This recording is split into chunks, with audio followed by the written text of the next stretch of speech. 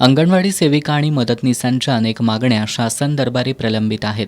या मागण्यांकडे लक्ष वेधण्यासाठी आज महाराष्ट्र राज्य अंगणवाडी कर्मचारी संघटनेच्या वतीनं जिल्हाधिकारी कार्यालयावर मोर्चाचं आयोजन करण्यात आलं होतं.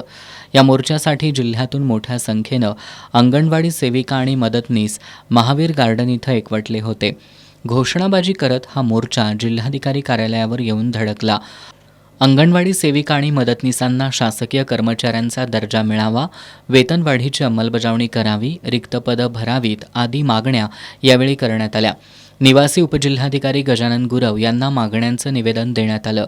मोर्चात जिल्हाध्यक्ष सतीशचंद्र कांबळे, शुभांगी पाटील, अकीब पठाण, हर्षा लवटे, रेखा पाटील, अर्चना कांबळे, अक्काताई पाटील, हेमा जाधव यांच्यासह अंगणवाडी सेविका आणि मदतनीस सहभागी झाल्या होत्या.